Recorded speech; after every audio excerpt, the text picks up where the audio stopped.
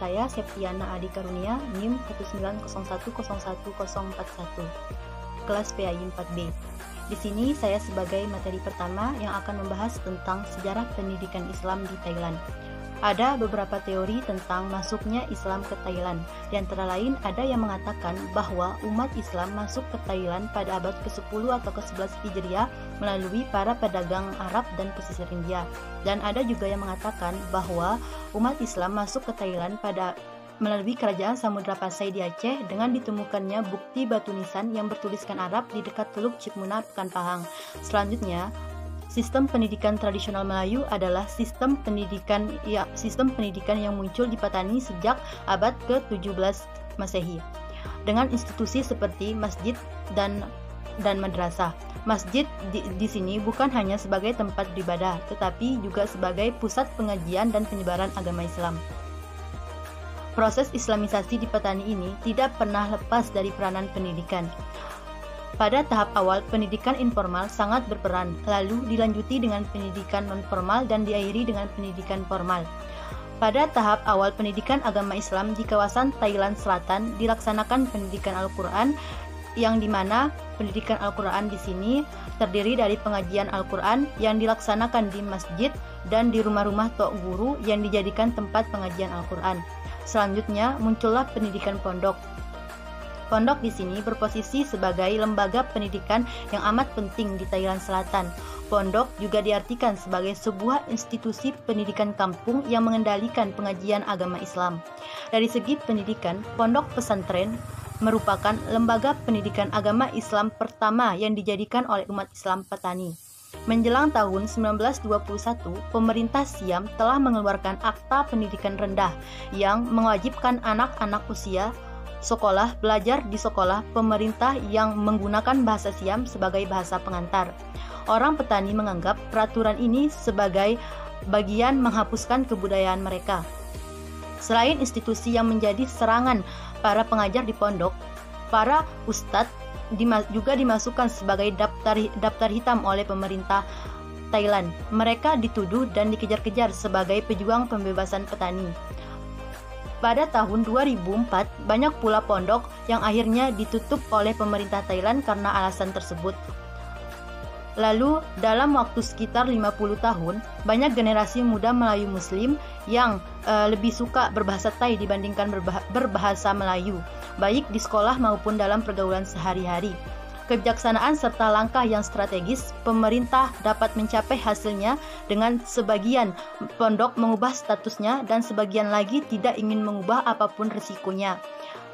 Maka dengan demikian sampai sekarang di Patani terdapat dua corak lembaga pendidikan Islam, yaitu lembaga pendidikan pondok tradisional dan lembaga pendidikan pondok modern sekolah swasta pendidikan Islam. Mungkin itu saja yang dapat saya sampaikan. Wabillahi taufiq wal hidayah. Wassalamualaikum warahmatullahi wabarakatuh. Assalamualaikum warahmatullahi wabarakatuh. Nama saya Rizkyka Putri, NIM 190101038, akan menjelaskan tentang konsep pendidikan di Thailand, yang dimana sistem pendidikan di Thailand saat itu didasarkan pada reformasi pendidikan yang diatur menurut Undang-Undang Pendidikan Nasional tahun 1999. Yang dimana perubahan signifikansi dari reformasi itu berisi tentang perluasan wajib belajar sampai pendidikan menengah pertama dan pendidikan gratis sampai pendidikan menengah atas. Kemudian reformasi kurikulum pendidikan dasarnya yang dimana berisi tentang pendidikan vokasi dan pendidikan tinggi yang didasarkan pada kebutuhan masyarakat. Kemudian yang ketiga itu pendidikan kantor standar pendidikan nasional dan penilaian kualitas atau Office for National Education Standards and Quality Assessment. Yang dimana sistem pendidikan di Thailand ini menerapkan 9 tahun wajib belajar dengan 12 tahun pendidikan gratis sampai menyelesaikan pendidikan sekolah menengah atas. Yang dimana yang 12 tahun yang dimaksud itu adalah 6 tahun maksudnya dari kelas 1 sampai 6 mengenyam pendidikan di sekolah dasar atau yang dimana bahasa Thailand itu Pratong. Kemudian 3 tahun di sekolah menengah pertama atau Matayom yang dimana 1 sampai 3. Kemudian 3 tahun sekolah menengah atas atau Matayom yang dimana di sini itu 4 sampai 6 tahun. Sejak tahun 2003 wajib belajar telah diperluas sampai 9 tahun atau 6 tahun sekolah dasar dan 3 tahun sekolah menengah pertama. Namun pendidikan sekolah digratiskan sampai 12 tahun sehingga siswa-siswa diharapkan dapat menyelesaikan pendidikan sampai Matayom 6 atau setara dengan tamat SMA. Kurikulum di Thailand itu memuat 8 mata pelajaran, yaitu bahasa Thailand, matematika, sains, ilmu sosial, agama dan budaya, kesehatan dan olahraga, seni, karir, teknologi, dan bahasa asing. Yang dimana hal ini itu sesuai dengan fleksibilitas budaya-budaya mereka. Kemudian adapun kurikulum ini itu sudah berdasar pada tahun 2002, yang dimana sesuai dengan Kementerian Pendidikan Thailand. Kemudian kurikulum inti pendidikan Thailand itu sasarannya itu yang pertama moralitas, etika-etika dan nilai-nilai yang diinginkan seperti harga diri, disiplin, sopan santun, kemudian pengetahuan dan keterampilan untuk berkomunikasi, berpikir, memecahkan masalah. Intinya menggunakan kayak mengembangkan afektif, kayak psikomotorik, kayak itu, kognitif. Kemudian kesehatan fisik dan mental yang baik, dan kebersihan dan prevensi untuk latihan fisik. Yang dimana kalau jiwa para penuntut ilmu di Thailand itu kalau dia sehat, otomatis pikirannya akan jernih dan bisa mengenyam pendidikan dengan baik dan benar. Kemudian rasa patriotisme, dan yang terakhir isi dari kurikulum intinya itu kesadaran akan perlunya melestarikan budaya. Jadi mereka itu sangat mengutamakan kesesuaian antara budayanya, sehingga pokoknya harus fleksibel antara budaya dan pendidikannya, biar acuan utamanya itu terselenggarakan gitu. Kemudian dalam ujian akhir, seperti yang saya katakan tadi, bahwa mereka itu cuman mengutamakan 8 yang sudah saya jelaskan tadi. Kemudian pendidikan tinggi di Thailand itu dijalankan di universitas, institut teknik, sekolah tinggi atau college profesi dan teknik, dan universitas pendidikan. Pendidikan tinggi di Thailand dapat dibagi menjadi 2 institusi, yaitu yang pertama institusi pendidikan yang berada di Kementerian Pendidikan seperti universitas negeri, swasta, institusi atau profesi teknik dan pertanian, dan sekolah tinggi atau college pendidikan guru. Kemudian yang kedua institusi khusus yang berada di bawah kementerian lain seperti sekolah tinggi seni Thailand klasik yang berada di bawah Kementerian Kebudayaan seperti sekolah tinggi seni Thailand klasik yang tadi, dan sekolah keperawatan. Sekian dari saya. Wassalamualaikum warahmatullahi wabarakatuh. Bismillahirrahmanirrahim. Assalamualaikum warahmatullahi wabarakatuh. Di sini saya akan melanjutkan pembahasan ke materi selanjutnya, yaitu kelebihan dan kelemahan sistem pendidikan Islam di Thailand. Yang pertama, kelebihannya. Kelebihan dari sistem pendidikan Islam di Thailand tentunya tidak lepas dari sistem pendidikan yang diterapkan, sehingga dapat menghasilkan alumni-alumni yang berkualitas dan sistem pendidikannya berjalan dengan lancar.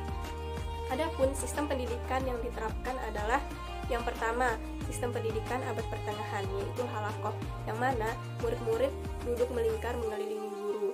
Yang kedua, pendidikannya memakai sistem non-klasikal. Yang ketiga, pelajarannya berpedoman pada kitab-kitab yang dibaca dalam halakoh terbuka, terkenal sebagai balaisah, yang dibaca 3 kali dalam sehari. Yang keempat, murid-murid mencatat penjelasan dari guru. Yang kelima, pelajar pemula dan senior tidak dibedakan berdasarkan latar belakangnya. Yang keenam, tidak ada tugas. Dan yang ketujuh, tidak ada batasan studi. Contohnya seperti murid tidak ada batasan waktu untuk bermukim di pesantren.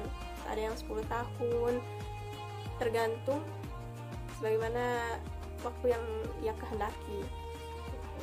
Selanjutnya ada kelemahan dari sistem pendidikan Islam di Thailand. Yang pertama, budaya atau adat istiadat Melayu yang hampir hilang karena santri-santri atau siswa lebih gemar bercakap dengan bahasa Thai daripada bahasa aslinya, yaitu bahasa Melayu. Yang kedua, tradisi pondok pesantren yang mulai dilupakan atau diremehkan karena zaman sekarang kiai atau pimpinan pondok pesantren bukanlah satu-satunya sumber belajar, melainkan sudah banyak sumber belajar yang lain. Kemudian yang ketiga adalah pelajaran pendidikan umum sekuler lebih dominan.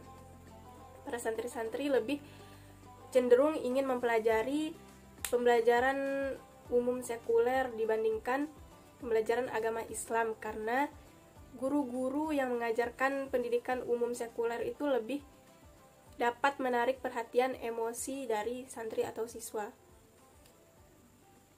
Mungkin hanya itu saja yang dapat saya sampaikan, kurang dan lebihnya mohon dimaafkan. Wassalamualaikum warahmatullahi wabarakatuh.